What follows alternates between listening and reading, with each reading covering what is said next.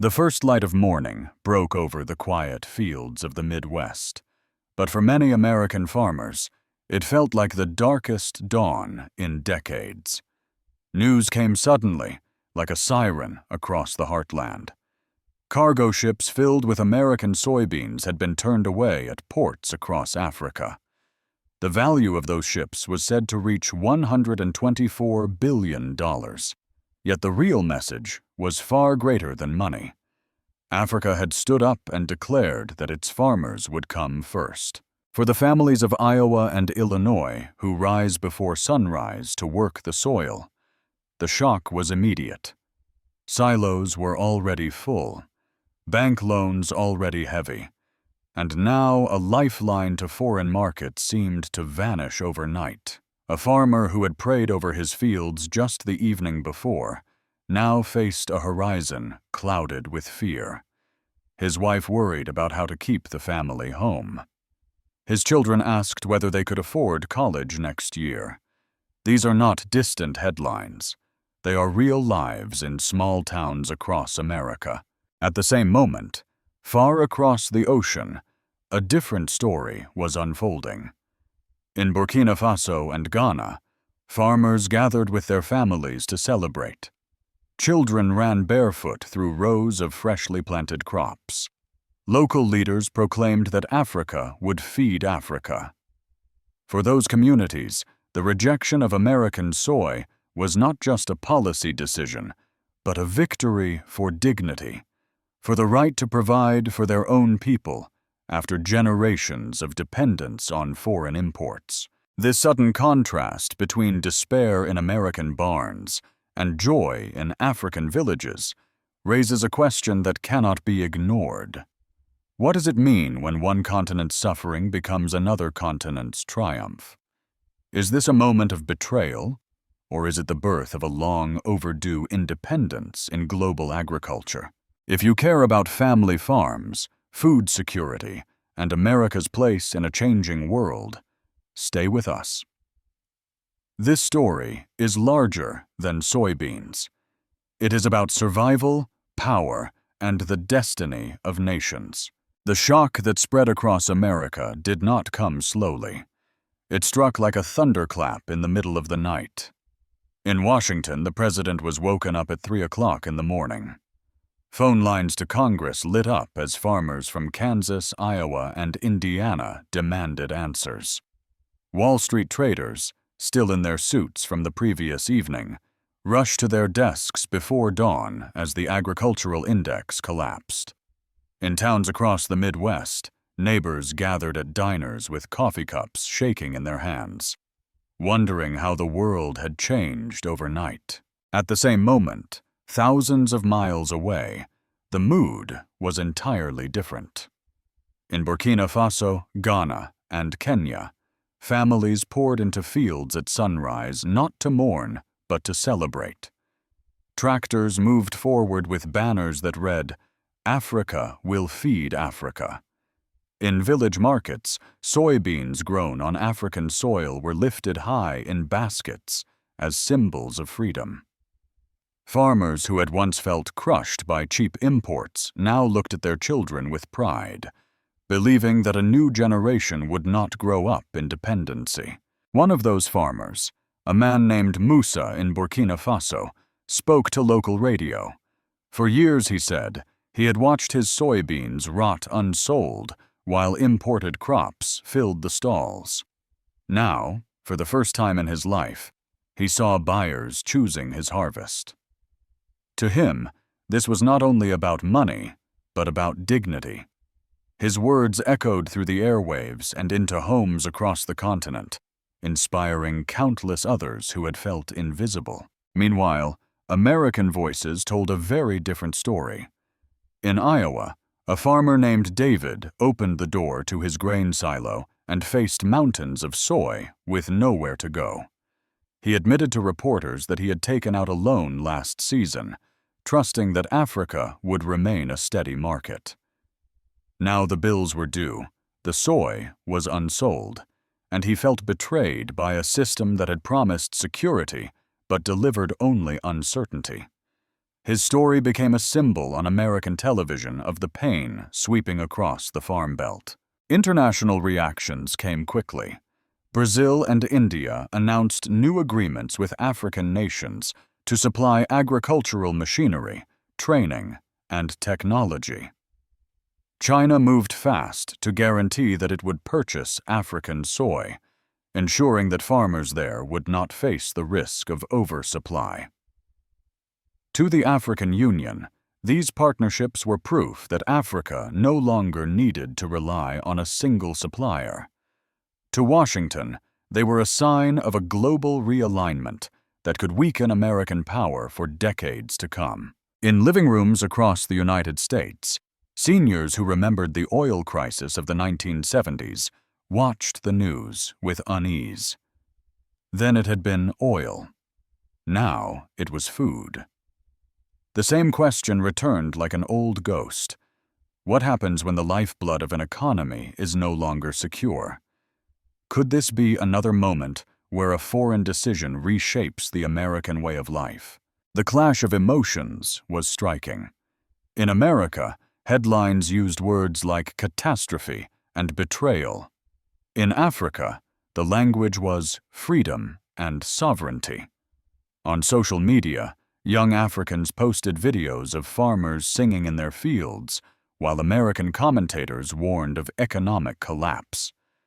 It was as if two separate worlds were describing the same event, each with its own truth. For many in Africa, this moment had been building for years. The decision to block American soy was not made overnight. It was the result of long negotiations, of farmer protests, and of a continental vision for food independence. Leaders explained that it was not an attack on America, but an act of survival, a declaration that their nations would no longer be trapped in dependency. For America, however, the timing could not have been worse. Farm bankruptcies were already rising, and global competition was already fierce.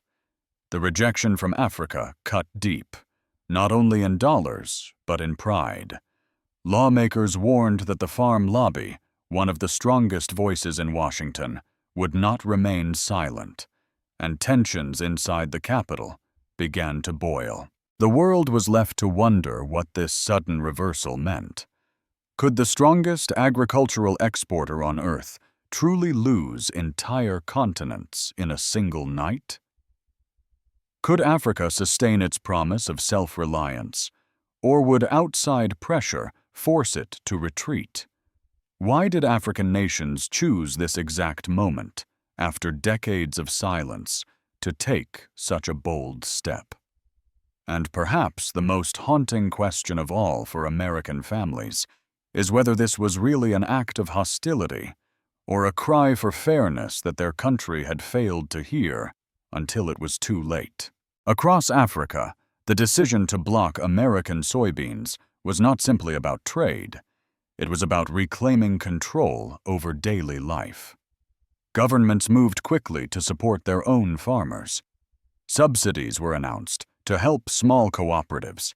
Grants were given to young men and women starting their first farms, and new trade corridors were opened so crops could move more easily from village fields to city markets. University students studying agriculture suddenly found themselves in demand, as their skills were needed to build irrigation systems and improve soil health. What once seemed like a forgotten career path now carried the promise of honor and stability. In Burkina Faso, a mother of 3 named Awa spoke to a local journalist. For years, she had struggled to buy imported food, whose price rose with every passing season. Often she had to cut meals in half so her children could eat. But after the government invested in local production, she found that soy grown in her own region was finally affordable. For her, this was not just about policy. It was about feeding her children with dignity and knowing that tomorrow would not depend on the choices of leaders in faraway capitals. In Ghana, national television showed farmers celebrating in the streets. A new spirit of unity was emerging, where growing and buying local food became a matter of national pride. Schools began to teach children about the value of food sovereignty, reminding them that to control one's harvest is to control one's destiny. This sense of empowerment spread far beyond the soybean fields. Citizens started to question why their nations should depend on foreign imports for medicines, processed food, or even fuel. The idea of an Africa-first economy was gaining traction, driven not by politicians alone, but by ordinary families who had lived the consequences of dependence. Politically, the ripple effects were immediate. Leaders across the continent described the move as an agricultural independence declaration. The phrase carried weight, for it suggested that this was not a temporary trade dispute, but a turning point in history. Commentators asked whether this was the beginning of a broader movement that could reshape Africa's entire relationship with the outside world. If Africa could stand up to America on soybeans, why not on wheat, poultry, or even strategic minerals? For Washington, this thought was alarming. For Africa, it was exhilarating. American policymakers now faced a dilemma. Should they punish African nations and risk pushing them further into the arms of China, India, and Brazil? Or should they rethink their approach entirely? Some voices in Congress urged retaliation, warning that America could not allow a precedent of defiance. Others quietly admitted that decades of dumping cheap crops had weakened trust, and that perhaps Africa's cry for fairness deserved to be heard. Yet in the Farm Belt, patience was running thin. With silos overflowing and prices collapsing, families wanted relief, not reflection. The civil consequences in the United States were just as heavy. Communities that had relied for generations on steady soybean exports suddenly felt abandoned. Churches held prayer meetings for farmers on the edge of bankruptcy. Small-town banks prepared for a wave of defaults. For families who had survived the farm crisis of the 1980s, the memories were painfully familiar. Seniors who remembered that era told younger neighbors that this felt even more uncertain. Because now the shock came not from drought or weather, but from geopolitics thousands of miles away. In Africa, however, the mood remained triumphant.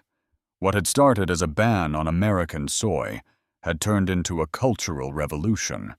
Farmers were celebrated as national heroes. Young people returned to rural areas to work the land, and a sense of pride pulsed through local markets. Buying African was no longer only an economic choice, but a statement of identity. Yet beneath the celebrations, difficult questions lingered. Could African governments maintain unity under the pressure of foreign retaliation? Would the infrastructure and support systems be enough to carry this movement into the future? Or would shortages and corruption weaken the dream?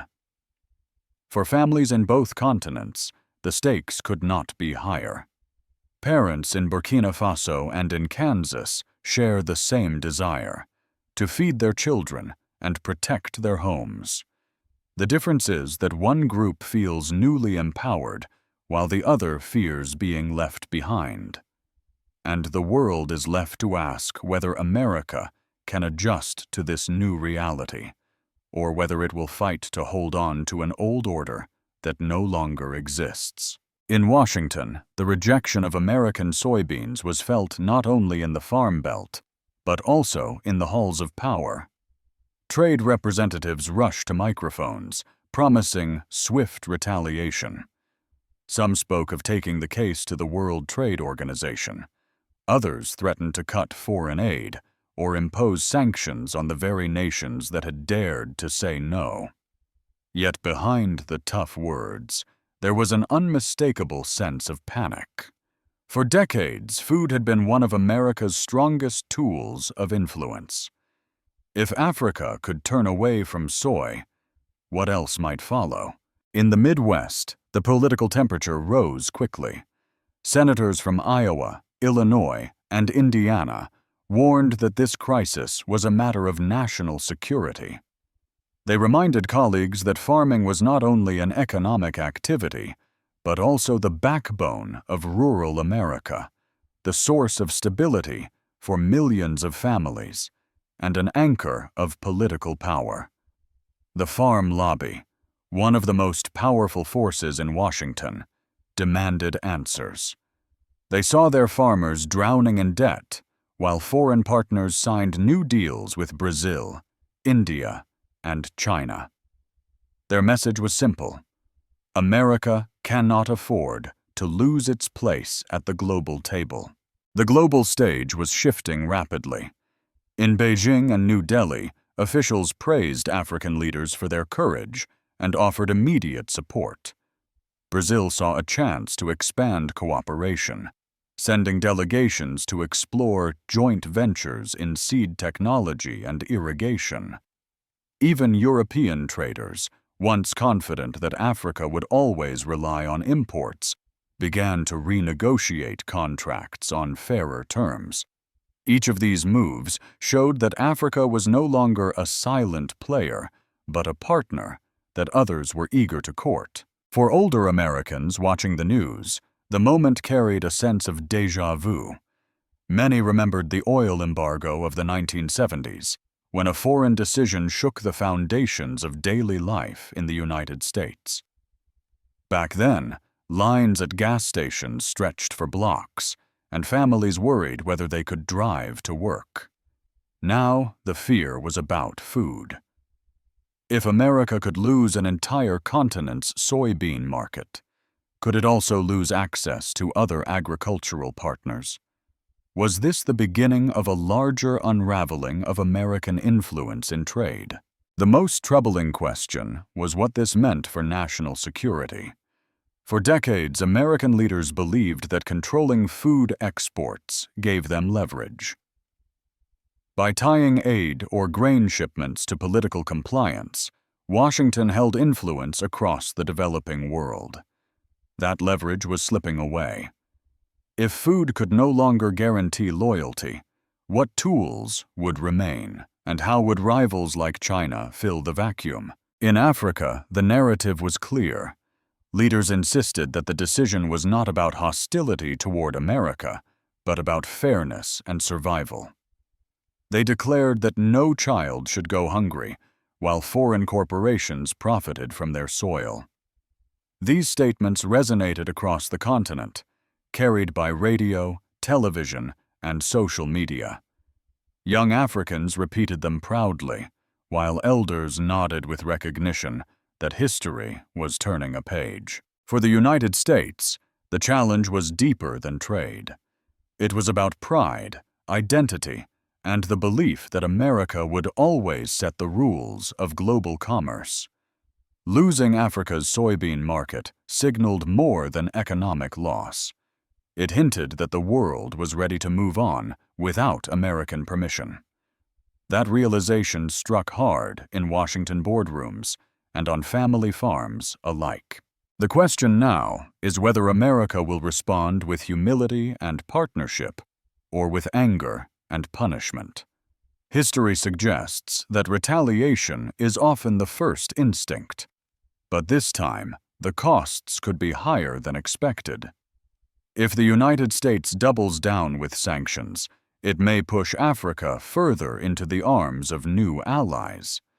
If it chooses dialogue, it might still preserve a role in shaping the future. As the dust settles, the world is left holding its breath. Could soybeans be only the beginning of a chain reaction? Could wheat, poultry, and even American fast food franchises be next on the list of rejection? For families across both continents, the stakes feel deeply personal. For seniors who lived through past crises, the warning is clear. When food becomes a weapon, the security of every household is at risk. The days following Africa's decision revealed just how fragile the global system had become. American newspapers used words like shock and betrayal, while African headlines spoke of freedom and self-reliance. The contrast was striking. In Europe, analysts worried that if Africa could take such a bold stand, their own trade relationships might soon be challenged. In Asia, markets responded with optimism, seeing Africa as an emerging partner rather than a passive buyer. The story was no longer about soybeans alone. It was about a shift in the balance of power. American diplomats scrambled to repair ties. They flew to capitals across Africa, offering new deals and pleading for compromise. But the responses they received were polite and firm. The decision was final. African leaders reminded them that their nations had endured decades of dependency, that cheap imports had crushed local farmers, and that the time for sovereignty had come. They emphasized that this was not an attack on America, but a declaration of independence, a statement that no nation would hold them hostage through food again. In the American Midwest, the sense of crisis deepened. Analysts predicted that nearly a third of soybean farmers might default on their loans before year's end. Families who had invested everything in their land faced the possibility of losing it. The pain was visible in church gatherings and community halls, where neighbors prayed together for relief. Seniors who remembered the farm crisis of the 1980s whispered that this time felt worse, because the threat did not come from the weather, but from a political earthquake half a world away. At the same time, Africa's confidence was contagious. Startups in agricultural technology gained new funding. Universities launched programs to train future agronomists, and governments fast-tracked irrigation projects. In Nairobi and Ouagadougou, the atmosphere was one of celebration and determination. Farmers held banners reading, "We feed ourselves," and those images traveled the world, reminding everyone that food is not just about nutrition, but about sovereignty. What unsettled Washington most was the possibility that soybeans were only the beginning. If Africa could cut ties on this commodity, what would stop it from rejecting American wheat or poultry next? Could fast food chains that rely on cheap imports also face rejection? The implications were staggering, and the fear was clear. For the first time in decades, America realized it might not hold the power it once believed was permanent, and the world was left to wonder whether this was a temporary disruption or the dawn of a new order. As the dust settled, one truth became impossible to ignore. This was never only about soybeans. It was about sovereignty, dignity, and the right of a continent to decide its own future. For decades, Africa had been told that it could not feed itself, that it must rely on foreign aid and imports to survive. By blocking American soy, worth $124 billion, African nations sent a message that echoed far beyond trade routes. They were saying that the days of dependency were ending. In Burkina Faso, Ibrahim Traoré and his government framed agriculture as more than an economic strategy. It was a matter of national security, of giving families the strength to endure hardship and resist outside pressure. Across the Sahel, where violence and poverty have threatened stability, the idea of food self-sufficiency has become a shield as important as any weapon. For Washington, that reality is difficult to accept. A tool once used for leverage is slipping away, and with it goes a certain vision of American dominance. The risk for the United States is that this defiance may not stop with soy. If Africa succeeds in building independence in food, what will prevent it from challenging other areas of trade? Will this spark a wave of new alliances that weaken American influence further? And perhaps most unsettling, could the same resentment that fuels Africa's rise inspire other regions to follow the same path? For families in the Midwest, the pain is already visible.